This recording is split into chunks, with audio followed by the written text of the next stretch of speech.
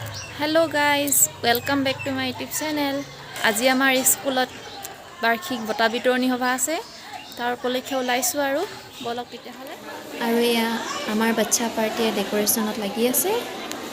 তেনেকৈ সজাইছে তাহাঁতে। আৰু এইফালে আমাৰ অফিচ ৰুমত চবেই নিজৰ নিজৰ কামত বিজি। আৰু এইফালে আমি ফটো মৰাৰ কাৰণে অকণমান সময় ৰখি দিলোঁ।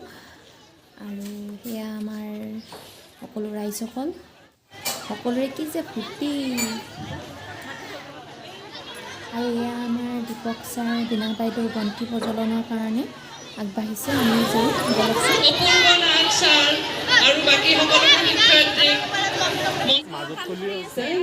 আৰু এয়া আমাৰ বন্তি প্ৰজ্বলনৰ মুহূৰ্ত। আৰু এয়া আমাৰ মৰমৰ ছাত্ৰ ছাত্ৰীসকল চবেই অনুষ্ঠান উপভোগ কৰিবৰ কাৰণে ৰখি আছে। এতিয়া আৰু অনুষ্ঠান আৰম্ভই হ'ব লাগে নহয় জানো। আৰু এইফালে আমাৰ মৌচুমী বাই বিহু নাচনীকেইজনীৰ লগত ফটো মাৰিবৰ কাৰণে ৰেডি হৈ আছে। আৰু এয়া হৈছে আমাৰ ছাত্ৰ ছাত্ৰীসকলক দিবলৈ অনা পুৰস্কাৰসমূহ। আৰু এয়া আমাৰ বিদ্যালয়ৰ ছাত্ৰ ছাত্ৰীসকলে কোৰাছ পৰিৱেশন কৰিছে। পোহৰ বিচাৰি যাওঁ অধ্যয়ন চলি হয়।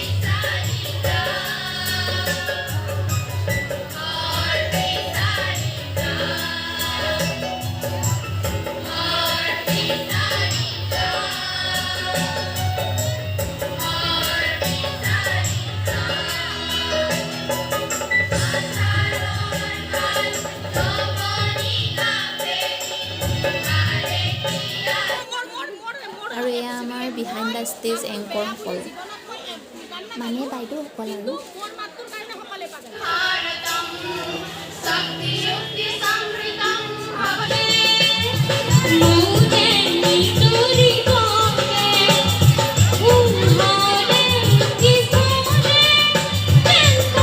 আৰু ইয়াৰ মাজতে আমি এনেদৰে চেলফি এখন তুলি ল'লোঁ।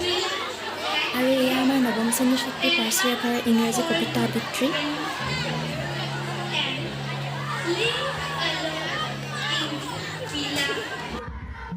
আৰু এয়া আমাৰ বিদ্যালয়ৰ ছাত্ৰ ভাস্কৰৰ জুবিন গাৰ্গৰ গীত পৰিৱেশন।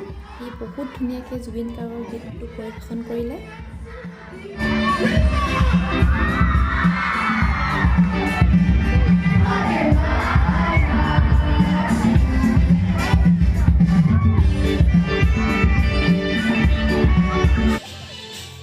আমাৰ চন্দ্ৰমাই শিকোৱা ডান্সৰ গ্ৰুপটো তাহাঁতে বহুত ধুনীয়া এটা নৃত্য আমাক কৰি দেখুৱালে। আশা কৰিছোঁ আপোনালোকেও নৃত্যটো উপভোগ কৰিব।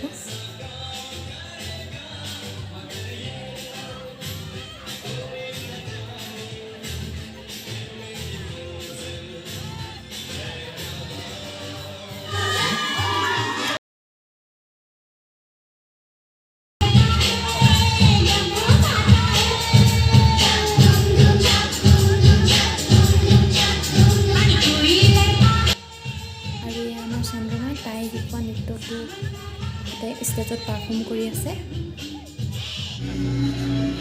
আৰু এয়া হৈছে আমাৰ মৌচুমী বাৰ নেতৃত্বত শিকোৱা য়োগাৰ দলটো চাব আপোনালোকে কেনেকুৱা পায় আৰু জনাব। আমি সকলোৱে গম পাওঁ যে যোগ সাধনা আমাৰ শৰীৰৰ কাৰণে কিমান বেছি গুৰুত্বপূৰ্ণ। এজন মানুহে সুস্থ শৰীৰ দেহৰ কাৰণে যোগ সাধনা কৰাটো বহুত বেছি প্ৰয়োজনীয়।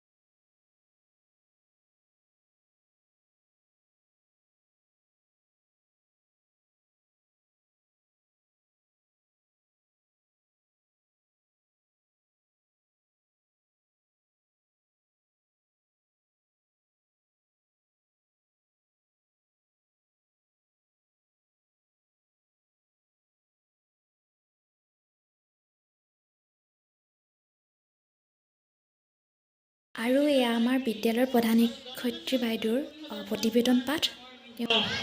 ইয়াৰ উপৰিও প্ৰধানমন্ত্ৰীৰ আঁচনিৰ অন্তৰ্ভুক্ত হোৱাৰ পিছতে আমি 1 লাখ টকাৰ বাদ্যযন্ত্ৰ লাভ কৰিবলৈ সক্ষম হৈছোঁ, লগতে 50,000 টকাৰ খেলৰ সামগ্ৰী আৰু লগতে অন্যান্য আনুষংগিক অনুদানে আমাৰ বিদ্যালয়ে লাভ কৰিব অহা 3 বছৰলৈ। এই বিদ্যালয়ে এই 3 বছৰৰ ভিতৰতে এখন সৰ্বাংগ সুন্দৰ পৰিৱেশ পাবলৈ সক্ষম হ'ব।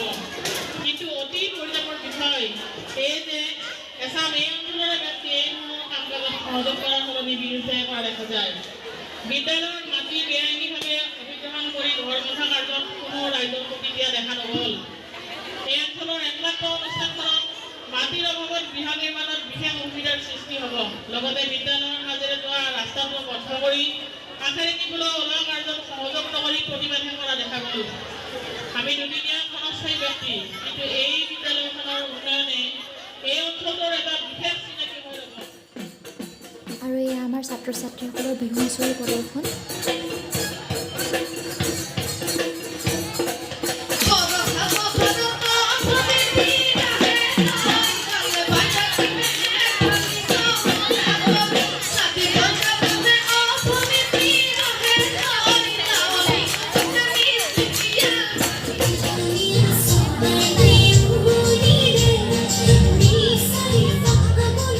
ফটো মাৰি লৈছোঁ, মানে স্কুলৰ ফটোগ্ৰাফাৰ মাতা হৈছে।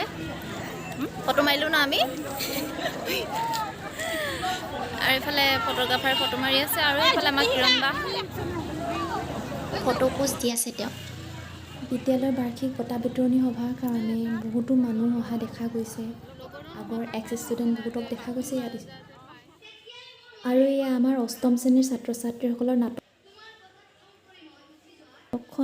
পৰিচালনা কৰিছে আমাৰ বিদ্যালয়ৰ শিক্ষয়িত্ৰী ডক্টৰ মৃদুস্মিতা দেৱী বাইদেৱে।